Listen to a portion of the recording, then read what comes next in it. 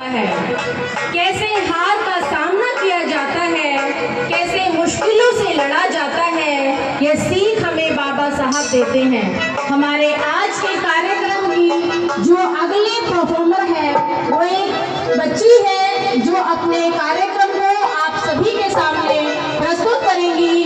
बच्ची का तालियों के साथ स्वागत करेंगे, सत्कार करेंगे। हमारे बीच में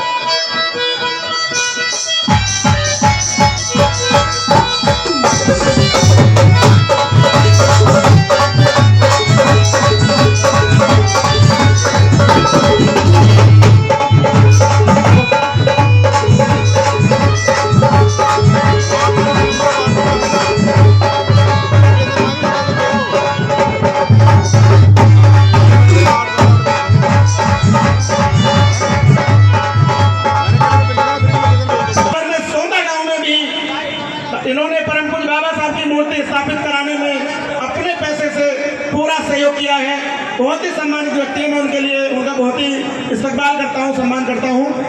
पूर्व प्रधान है वो के उनका भी मंच के माध्यम से बहुत बहुत स्वागत और सम्मान करता हूँ।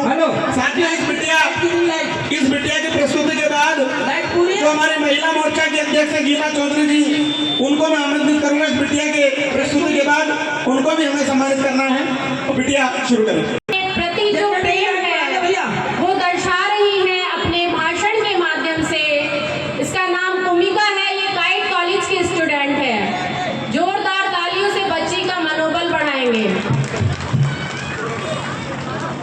आप सभी को मेरा क्रांतिकारी जय भीम। तेरी अमर गाथा का गुणगान करता हूँ, हे मानवता के पुजारी तुझे प्रणाम करता हूँ। तेरी अमर गाथा का गुणगान करता हूँ, हे मानवता के पुजारी तुझे प्रणाम करता हूँ। तेरे कर्मों से रोशन हुआ भारत का आंगन, तेरी हस्ती तेरे वजूद को मैं सलाम करता हूँ। सर्वप्रथम बाबा साहेब अम्बेडकर के जन्मदिन की आप सभी को हार्दिक शुभकामनाएं। आज के कार्यक्रम में उपस्थित सभी मान्य सज्जनों का मैं हार्दिक अभिनंदन करती हूँ। आज बाबा साहेब की जयंती हम सबके लिए संकल्प का दिन है। बाबा साहेब दलितों के देवता ही नहीं थे, वो हर समाज जाति के लोगों के लिए वंचितों, पिछड़ों, मजदूरों के मसीहा थे। उन्हें केवल दलितों, पिछड़ों का मानने से हम उनका वजूद बहुत छोटा कर रहे हैं। इन्होंने भारत की विकास यात्राओं को सफल रूप से गतिमान करने का कार्य किया है। डॉक्टर भीमराव अम्बेडकर ने अपने जीवन में तिरस्कार, अपमान, शोषण, जाति भेद का अपमान किया। इस कटुता को इन्होंने बदले की भावना में नहीं बदला। इन्होंने आंसुओं को एक साहस करके भारतीय समाज में अनेक सच्चे किरदार निभाए। जीने का तरीका अच्छे से ना सीखा हो तो मुश्किल हालात भी कुरूप दिखते हैं। जीने का तरीका अच्छे से ना सीखा हो तो मुश्किल हालात भी कुरूप दिखते हैं। जीवन के सफर में आंसू अपमान तोहफे हैं, जिससे दुनिया के रंगीन मंच पर किरदारों के रूप में मिलते हैं। कोई और होता तो शायद बदले की भावना और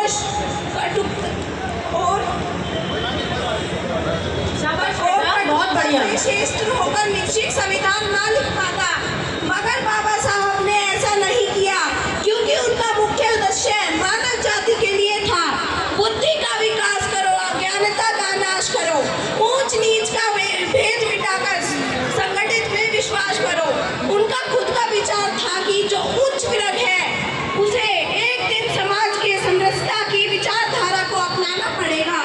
इसलिए उन्होंने निर्णय लिया कि मुझे केवल समाज को जगाने और उनमें विश्वास करने का कार्य करना है।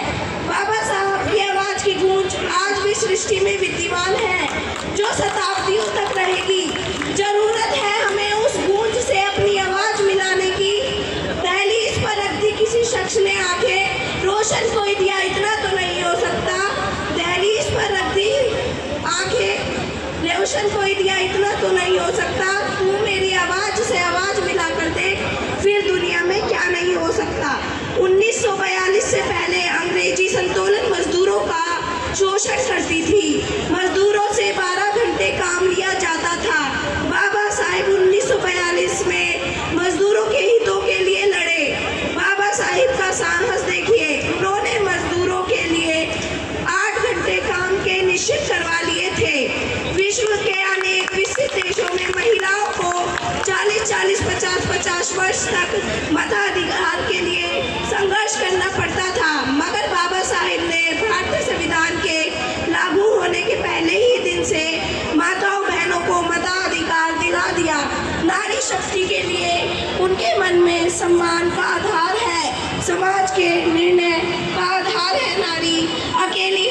पूरा परिवार है नारी। कभी माँ, कभी पत्नी तो कभी बहन बनती है। हर रिश्ते में प्रेम और त्याग है नारी। कृषि कार्यों, भूमि सुधार, भूमि पुत्र के लिए भी उनके विशेष कार्य किए। दोस्तों, इन सब बातों को देखा जाए तो कहा जा सकता है कि बाबा साहेब की सोच समग्र थी। पूरे विश्व के वंचितों, पिछड़ों, जाति, धर्म, रंग भेद से पीड़ित लोगों के लिए बाबा साहेब में आशा की किरणें दिखाई देती है। जरूरत है कि आज हम लोग उनके जीवन चरित्र के बारे में पढ़ें और उससे प्रेरित होकर समाज में जागृति लाएं। अगर हम चाहते हैं कि बाबा साहेब अम्बेडकर को प्रेरणा मानवता के भाव का विश्व में ज़्यादा से ज़्यादा प्रचार प्रसार हो तो हमें उनके सिद्धांतों पर चलना होगा। मैं आशा करती हूँ कि हम सब बाबा साहेब के सपनों का सम्मान निर्माण करेंगे, अपने आप को शिक्षित, संगठित और मानव धर्म का पालन करेंगे। जय हिंद, जय भारत। तालियां बजती रहनी चाहिए, तालियां भाई, तालियों में समिति के अध्यक्ष जी रामकृष्ण प्रधान जी और जो मंच का संचालन कर रही है श्रीमती रेणु जी, श्रीमती गीता चौधरी जी जो महिला मोर्चा की अध्यक्ष हैं, और श्रीमती शैली त्यागी जी, दोनों हमारी मातृशक्ति।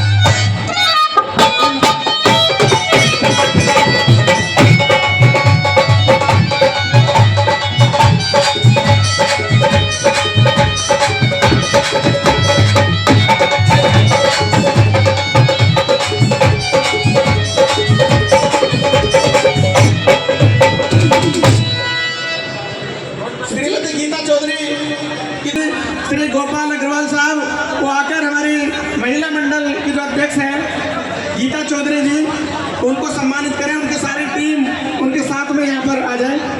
पीछे बाबा साहब ने नारी शक्ति के लिए, मातृशक्ति के लिए बहुत कुछ किया है। नारी के मुक्तिदाता परम पूज्य बाबा साहब को माना जाता है, इसलिए हम सभी का दायित्व बनता है।